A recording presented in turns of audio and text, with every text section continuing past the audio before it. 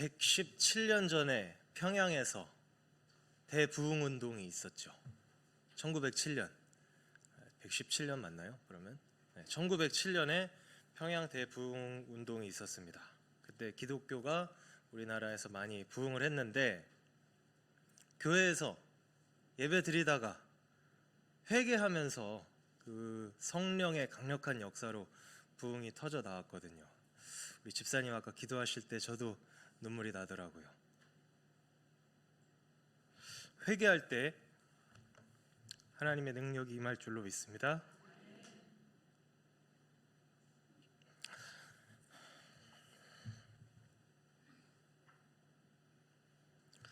이는 내가 약한 그때 감이라.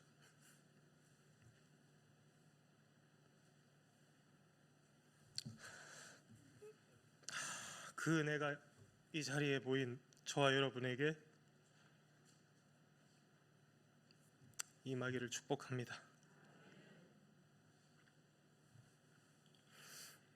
설교 다 한 것 같으네요. 설교 다 한 것 같습니다.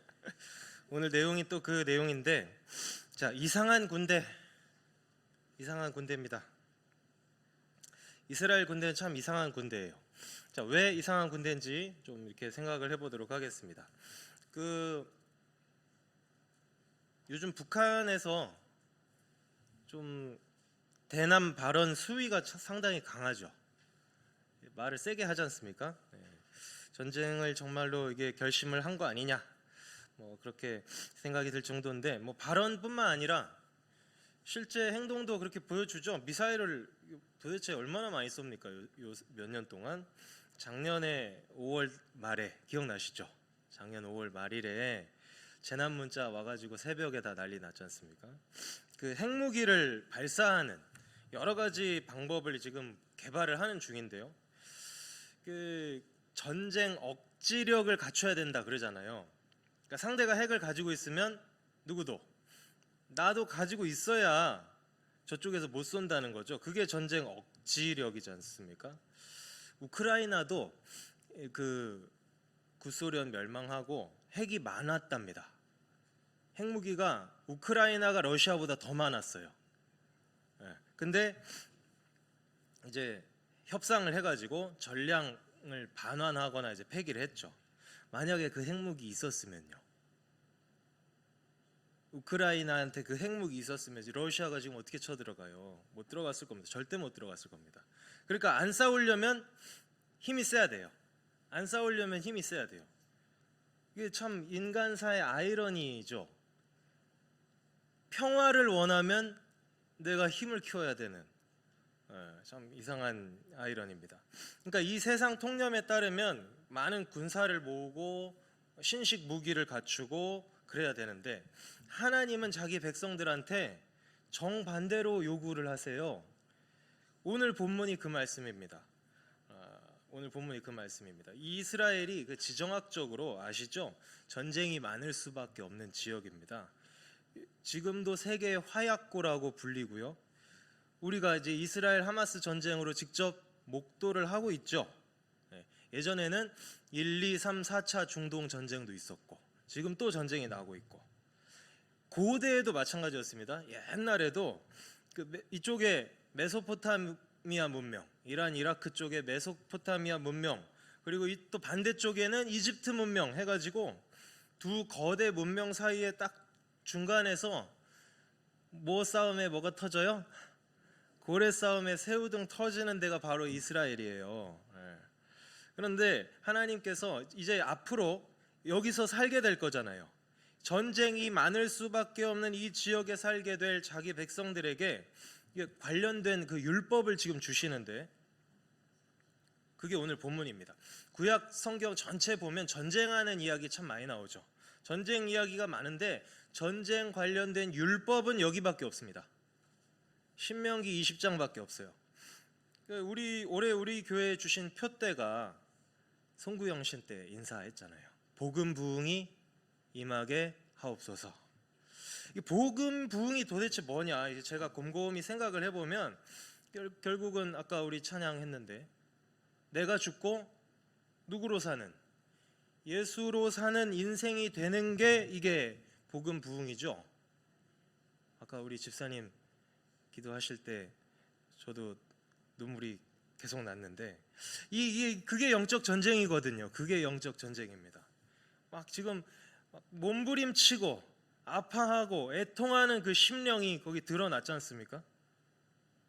그렇게 싸워 나가는 게 이제 그게 복음 부흥이죠. 그게 복음 부흥이고, 그게 다른 말로 하면 그게 영적 전쟁인 거죠.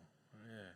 그러니까 오늘 이 영적인 전쟁에 대한 본문을 묵상하면서 복음 부흥이 임하시기를 축원드립니다. 네, 이제 살펴보도록 하겠습니다. 이제 1절부터 9절까지는 군대 징집법입니다. 군인을 징집하는 법이에요. 오늘 본문 순서를 바꿔가지고 먼저 5절부터 9절까지를 보고 그 다음에 1절로 4절을 살펴보도록 하겠습니다. 5절에 보면 이제 전시가 되면 어떻게 합니까? 책임자들이 백성을 이제 징집을 하러 다닙니다. 전쟁이 나면 이제 군사를 모아야 될 거 아니에요. 근데 돌아다니면서 무슨 말을 하냐면 이 기가 막혀요.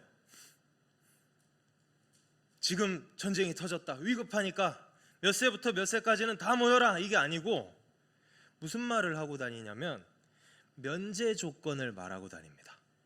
세상에 이런 게 어디 있어요. 완전히 거꾸로 됐죠. 상식적으로 말이 안 되잖아요. 한 명이라도 더 군대에 받아야 지금 이게 이제 싸움이 될 판인데, 이스라엘 군대는 뭐가 잘못돼도 한참 잘못됐어요. 그래서 이상한 군대예요 지금. 네. 이런 사람은 면제니까 돌아가라, 이걸 말하고 다녀요 책임자들이.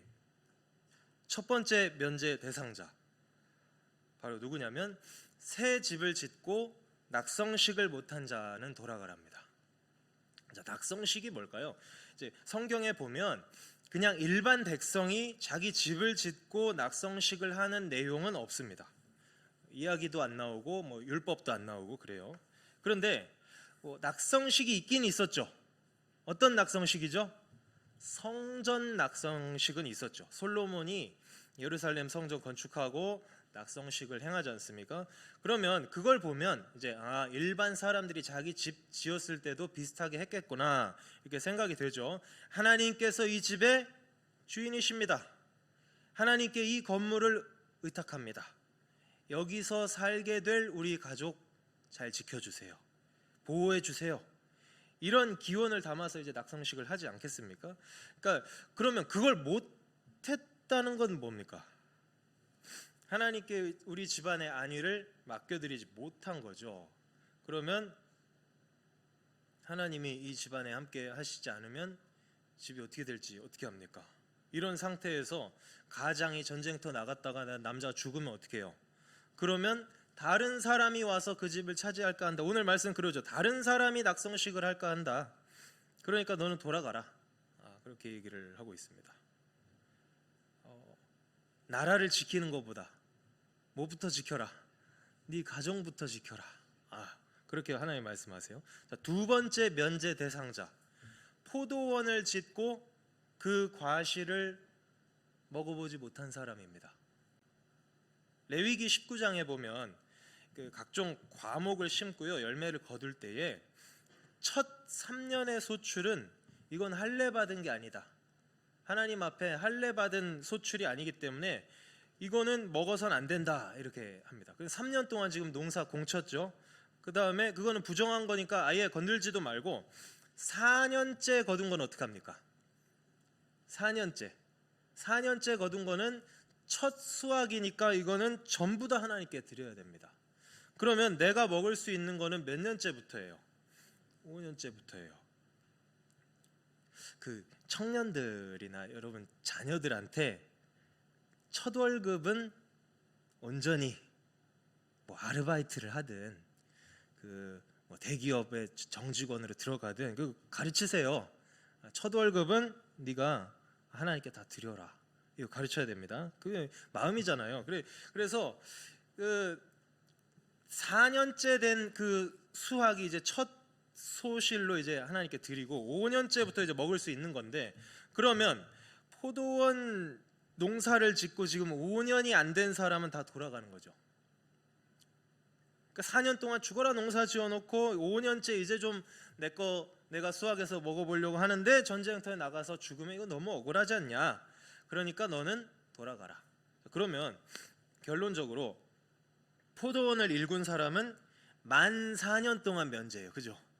야, 이거 굉장히 파격적인 조항입니다. 빨리 저도 포도 농사를 시작해야 될까 봐요. 전쟁터에 안 끌려가려면 이스라엘 사람들은 포도 농사를 하면 되겠네요. 자, 그 다음에 세 번째 면제자는 누굽니까? 약혼식을 올리고 아직 결혼식을 하지 않은 사람. 이스라엘 사람들은 약혼식 먼저 하고 1년 동안 떨어져 지내다가 1년 후에 결혼식 하는 거 알고 계시죠? 그런데 신명기 24장 5절에 보면 추가 규정이 있습니다. 사람이 새로이 아내를 맞이하였으면 그를 군대로 내보내지 말 것이요 아무 직무도 그에게 맡기지 말 것이며 그는 1년 동안 한가하게 집에 있으면서 그가 맞이한 아내를 즐겁게 할지니라, 이렇게 말씀을 하고 있습니다. 이 신혼생활 즐기라는 거죠. 신혼생활을 이제 보장해주는 규정입니다. 그러니까 약혼하고 나서 결혼식까지 1년 동안 또 이제 보내야 되고요. 그다음에 결혼식을 하고 나서도 또 1년 동안 그가 맞이한 아내를 즐겁게 해야 되니까, 신혼을 즐겨야 되니까 이거는 사실상 몇 년 면제입니까? 2년 동안 면제가 또 되는 거네요. 자, 이렇게 세 가지 면제 조항들을 보면 어떻습니까? 여기 하나님 말씀이 드러나는 거죠. 하나님의 마음이 여기 드러납니다. 이중적인 의미가 있어요. 그러니까 이 세상적인 거에 관심이 팔려 있을 수밖에 없는 그런 형편의 사람은 이 전쟁이 합당하다, 합당하지 않다? 합당하지 않다 하는 겁니다. 그러니까 거룩하지 않다는 겁니다. 지금 세상 것을 생각할 수밖에 없잖아요. 지금 이제 결혼했는데 신혼이면은 자기 아내가 얼마나 기쁘겠어요. 얼마나 깨가 쏟아질 때예요. 그러니까 그걸 생각할 수밖에 없는 때이기 때문에 너는 전쟁에 집중을 할 수 없을 것이다. 또 이제 자기가 사업을 했잖아요. 지금 포도원을 일궜잖아요. 그거를 이제 좀 돈 좀 벌어볼까 하는데 죽어버리면 너무 억울하니까 너는 그거를 생각할 수밖에 없잖아. 지금 너는 세상을 생각할 수밖에 없으니까 이 전쟁에 합당하지 않아, 돌아가. 이런 의미도 있지만 또 이제 뒤집어서 생각해 보면 어떻습니까? 하나님께서 자기 백성이 이 가나안 땅에 들어와서 이제 사는데 그 맛보기를 원하시는 마음도 있는 거예요. 하나님이 너가 행복한 삶을 좀 향유했으면 좋겠다. 아니, 아내를 맞이해 놓고 아내와 이렇게 알콩달콩한 시간도 보내지 못하고 네가 금방 전쟁터에서 죽어버리면 어떡하냐. 그건 안 된다. 하나님의 마음, 두 가지 마음이 다 이제 우리가 캐치를 해야 됩니다. 누릴 것도 좀 누리고 살 수 있어야 된다. 이사야 65장에 보면요, 이사야 66장까지 있잖아요. 이사야가 65장은 마지막 때 그 이야기입니다. 마지막 때 하나님께서 새 하늘과 새 땅을 창조하시면 어떻게 된다는 겁니까? 이사야 65장 21절로 23절까지 보면 무슨 말씀이 있냐면 그들이 가옥을 건축하고 그 안에 살겠고 포도나무를 심고 열매를 먹을 것이며 그들이 건축한 데에 타인이 살지 아니할 것이며 그들이 심은 것을 타인이 먹지 아니하리니 그들의 수고가 헛되지 않겠고 그들이 생산한 것이 재난을 당하지 아니하리니 그들은 여호와의 복된 자의 자손이요 그들의 후손도 그들과 같을 것임이라. 여기도 이제 가옥과 포도나무가 지금 똑같이 나오고 있죠. 그러니까 마지막 날이 돼도 하나님은요, 자기 백성들의 그 집과 소출을 보장해 주시겠다는 겁니다. 자기 백성이 행복하게 살기를 원하세요. 여러분 행복하시기 바랍니다. 기쁨 가운데 사시기를 바랍니다. 하나님 나라의 이 최고 가치는요, 많은 군대를 모아가지고 다른 나라보다 경쟁력 우위에 서는 것이 아니라 백성 개개인의 생명과 자유와 행복입니다. 이게 하나님 나라의 가치예요. 이게 굉장히 혁명적이죠. 요즘에나 뭐 평등하고 개인의 그 사유의 재산이, 자유가, 평등권이, 권리가 보장이 되는 거지 옛날에 그런 게 어디 있습니까? 옛날에 이런 나라가 없죠. 왕한테 절대 충성해야 되고 높은 사람들한테 착취당하고, 그렇죠? 희생당하고, 그게 일반 백성들의 삶 아니겠습니까? 이게 하나님의 나라는 그런 나라들과 다르다는 겁니다. 전혀 다른 원리로 움직인다. 이런 공동체가 됐으면 좋겠네요.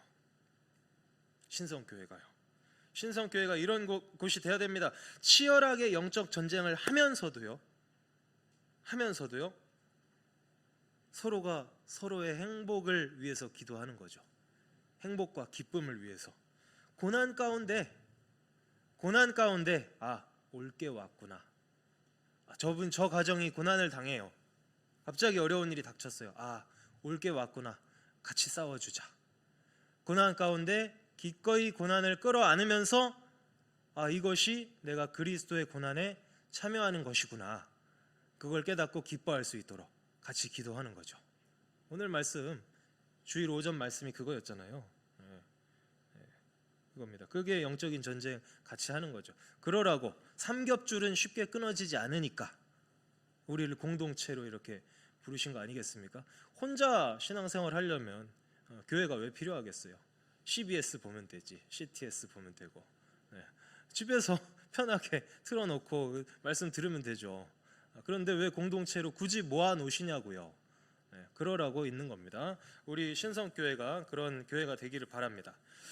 자, 그럼 이제 세 가지를 살펴봤는데 네 번째 면제 조항은 더 기가 막힙니다. 이거는 진짜 기가 막혀요. 두려워서 마음이 허약한 자는 떠나랍니다. 다른 형제들까지 낙심하게 하지 말고 돌아가래요. 군대에 사기를 떨어뜨리는 자는 차라리 없는 게 낫다. 그렇죠. 전쟁은 그 장병들의 사기가 아주 중요하지 않습니까? 이거는 이제 사사기 7장에 보면 기드온의 그 이야기에서도 나오죠. 32,000명이 처음에 모였습니다. 기드온이 자, 이제 우리 미디안 족속과 싸워야 되니까 우리 함께 힘을 합칩시다 하니까 32,000명이 모였어요. 그런데 누구든지 두려워 떠는 자는 돌아가라 했더니 한순간에 22,000명이 가버립니다.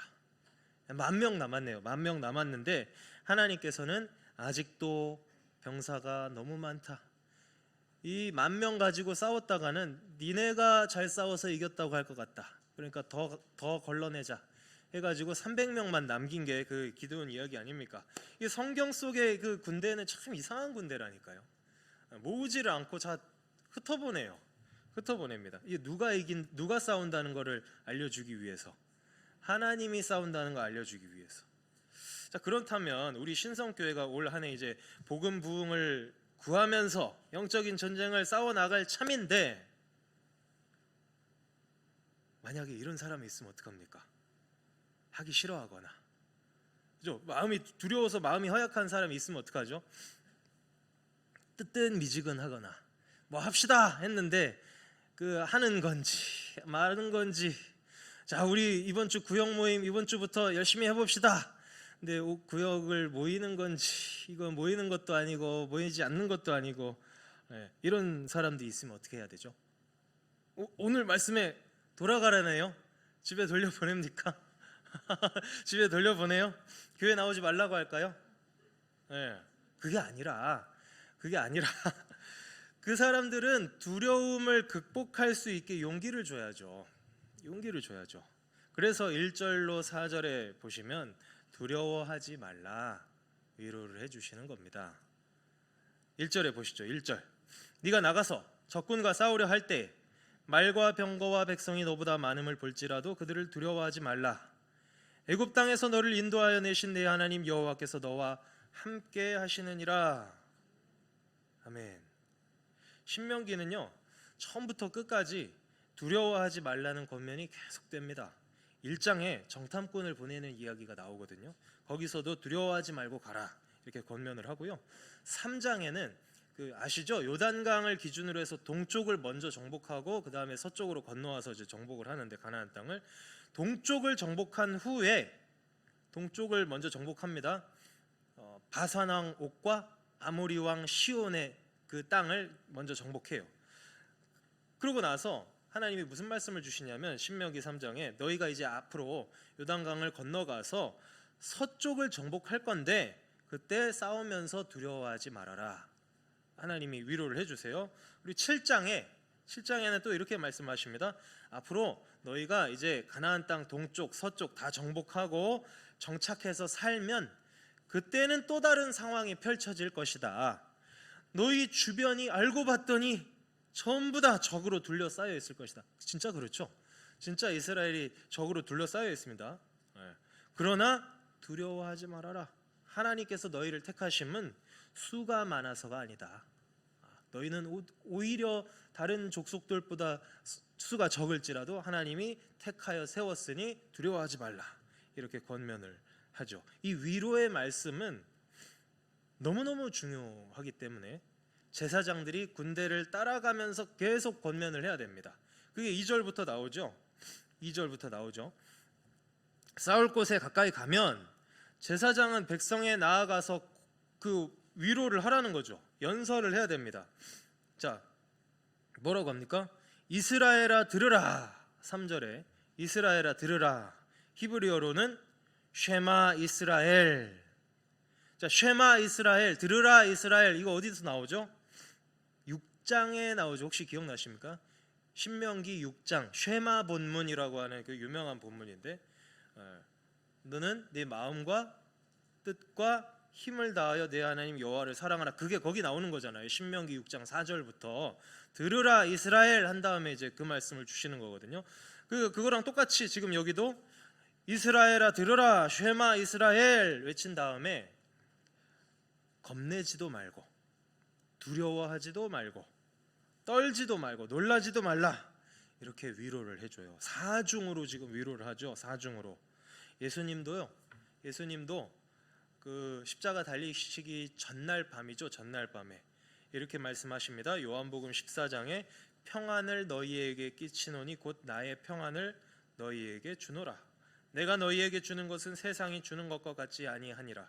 너희는 마음에 근심하지도 말고 두려워하지도 말라. 위로해 주십니다. 그러니까 복음 부흥을 위해서 영적 전쟁을 우리가 수행할 때 주님의 위로와 권면이 절대적으로 필요합니다. 절대적으로 필요해요. 이미 하고 있죠. 제가 지금 하고 있지 않습니까? 제가 지금 하고 있잖아요. 이게 위로잖아요. 지금 제사장들이 따라가면서 하나님 말씀 전하면서 위로를 주는 거 아닙니까? 매 주일 오전 오후, 수요일 저녁에, 금요일 밤에, 매일 새벽마다 있는데 여러분 어디 계십니까 지금? 네, 이 위로의 말씀을 들어야죠. 예배 드리면서 위로받지 언제 받겠습니까? 이 시간이 얼마나 중요한지 인식하시기를 바라겠습니다. 복음 부흥은 결국 예배 부흥과 말씀 부흥 아니에요? 내 삶의 예배가 회복되고 내 삶이 말씀 중심의 삶이 되는 게 그게 복음 부흥이 아니겠습니까? 2024년 은혜를 갈망하십시오. 목마른 사슴이 되십시오. 예배를 통해서 말씀 가운데 은혜를 갈구하시기를 바랍니다. 은혜 받으시기를 바랍니다. 자, 오늘 말씀 이제 쭉 살펴봤고요. 이제 마무리 정리하도록 하겠습니다. 이제 사실 9절도 할 말이 좀 있긴 있는데 오늘은 좀 생략하려고 합니다. 핵심만 얘기해 볼까요? 9절을 한번 보겠습니다. 9절. 백성에게 이르기를 마친 후에 군대의 지휘관들을 세워 무리를 거느리게 할지니라. 그러니까 백성에게 이르기를 마쳤어요. 아까 면제되는 사람들 다 봤죠. 그러니까 돌려보낼 사람 다 돌려보내고 남은 자 중에 지금 지휘관 세우는 겁니다. 남은 자 중에. 사실 군사적인 능력이 뛰어난 사람이 있을 수도 있겠죠. 군사적이 진짜 장군감이 얼마 전에 결혼을 해가지고 어쩔 수 없이 면제가 된 케이스도 있을 거예요. 진짜 아주 탁월한 사람인데 얼마 전에 포도원을 읽어가지고 어쩔 수 없이 면제로 집에 돌아간 사람이 있을 거예요. 그렇지만 뛰어난 사람이 없지만 집에 가버렸지만 남은 자 중에서 지휘관을 세우는 겁니다. 그러니까 하나님 나라의 일은 완전히 헌신할 수 있는 사람에게 맡기는 거죠. 완전히 헌신할 수 있는 사람. 그러니까 지난주가 이제 재직 헌신 예배였지 않습니까? 그때 말씀 받았으니까 여기까지만 하도록 하겠습니다. 자, 영적인 전쟁에 관해서 우리가 살펴봤는데 참 이상한 군대였죠. 이상한 군대. 이 세상의 가치와는 정반대. 세상은 힘이 있어야 된다. 병력 수가 많아야 되고, 우리나라 군사력 그 지수를 봤더니 옛날에 뭐 60만 대군, 65만 대군 이랬는데 지금은 50만도 안 되던데요. 그 우리 48만 명이랍니다. 대한민국 국군이 지금. 야, 이거 50만도 안 돼서 이거 그 방어가 되나 모르겠어요. 벌써부터 저도 이렇게 생각하잖아요, 그죠? 저도 이렇게 생각하지 않습니까? 세상의 생각은 그래요. 아, 이거 가지고 어떻게 싸우나? 국가 재정도 좀 확보가 돼야 되고, 좋은 무기도 많이 개발을 해야 된다고들 이렇게 얘기를 합니다. 그렇지만 성도가 영적인 전쟁을 할 때는 아니죠. 교인 수가 많으면 복음 부흥이 잘 일어날까요? 전혀 상관없죠. 전혀 상관없다는 걸 아시지 않습니까? 교회 재정이 풍부해서 화려한 예배당을 짓고 그 강남에 있는 서초동에 있는 그 교회 2,200억짜리 건물 지었다고 그때 뉴스 나고 많이 그랬었죠. 비판을 많이 하고 그랬는데 뭐 그게 뭐 돈이 많이 썼다고 그게 돈이 얼마 들어간 게 중요한 게 아니고 예배당이 뭐 화려하냐 아니냐 그게 이제 복음 부흥과는 아무 상관이 없다는 걸 우리는 알죠. 아무 상관이 없다는 거 압니다. 네. 수많은 뭐 돈이 있으면 사업을 할 수가 있겠죠. 돈이 있으면 사업을 할 수는 있을 겁니다. 여러 가지 뭐 프로그램을 도입할 수 있을 겁니다. 영어 유치원 예배 프로그램 그런 거 좋아하더라고요. 그렇죠? 어린이들을 영어 예배를 드려주면 학부모들이 좀 이렇게 애들을 보내지 않을까? 과연 그렇게 생각하십니까? 영어 예배 때문에 부흥할 거라고 생각하십니까? 그거는 세상적인 생각입니다. 네. 프로그램 때문에 승리하는 게 아니에요. 복음 부흥은 그렇게 임하는 게 아닙니다. 우리가 다 알고 있죠. 고린도후서 12장 9절에 나에게 이르시기를 내 은혜가 내게 족하도다. 내 은혜가 신성교회에 족하도다. 또 눈물이 나려고 합니다. 내 능력이 약한 데서 온전하여짐이라. 막 내가 자꾸 넘어지고 나는 자꾸 왜 이렇게 하나님으로부터 멀어지려고 할까? 나는 왜 이렇게 연약할까? 그걸 가지고 회개 기도하신 거 아니에요? 조금 전에. 그런데 집사님 그리고 여러분 주님의 은혜가 족한 줄로 믿습니다. 내가 자꾸 넘어지고 약한 그 부분에서 주님의 능력이 나타나는 거죠. 그러므로 도리어 크게 기뻐함으로 나의 여러 약한 것들에 대하여 자랑하리니 이는 그리스도의 능력이 내게 머물게 하려 함이라. 약한 상태로 지내라고 하세요. 그게 복이라고. 그래야 주님의 능력을 체험할 거라고 말씀하십니다. 바울은 이걸 자기가 직접 경험했잖아요. 육체의 가시를 빼달라고 세 번이나 간구했다는 거는요. 바울은 바리새인이지 않습니까? 바리새인들이 그 기도하는 게 있어요. 진짜 목숨 걸고 기도하는 그 기도입니다. 바리새인들. 그걸 3번 했다는 겁니다. 그러니까 우리식으로 얘기하면 40일 금식 기도 3번 한 것 같이 기도를 한 거예요. 이 사람은 진짜 간절하게 하나님 저 이것 좀 없애 주시면 안 돼요? 육체의 가시. 그 여러 가지 설이 있죠.